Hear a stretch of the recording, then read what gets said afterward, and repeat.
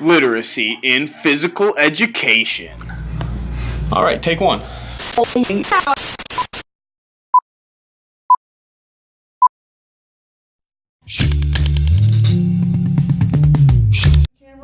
my name is Kyle Negagard. Former ISU student. I work here at Athletico. I am a rehabilitation aide here. I've been here for a year and a half.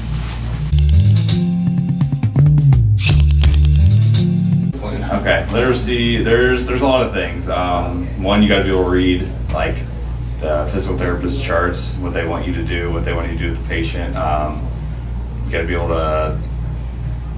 to read exercises clearly and concisely, being able to apply them in a certain way where the patient understands and you're meeting the requirements of the physical therapist as well. So that means knowing your anatomy, knowing how people need to move, and kind of reading doctor's charts, making sure you're doing what they want to do too. So just making sure everything is clicking well, the wheels turning. Come on, flat top, he come grooving up slowly. Got juju eyeball, he want.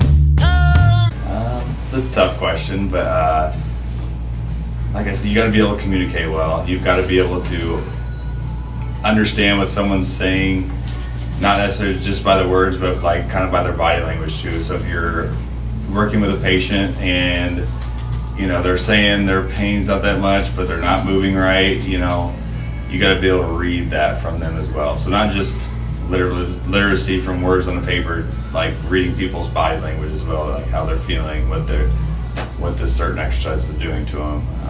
I think that's. Roller, he got hair down to his knee. Got to be a joker, he just do what he please. There's different demographical niches, so I've been in multiple clinics where different therapists have different languages or lingo they use. I think it's important to understand that and communicate with them to make sure you're doing what they want to do. Also, making sure every therapist is different, so basically working with them, communicating so you can understand what they're writing, what they want you to perform. Please.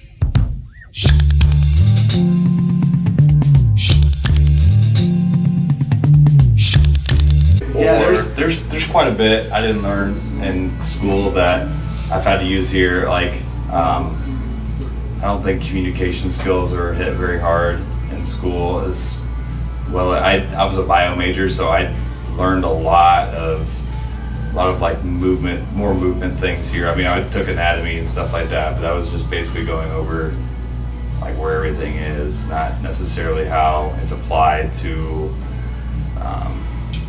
someone who's injured and whatnot. So I did do a little learning here. Also, the main thing is communication. I think it's very underrated, and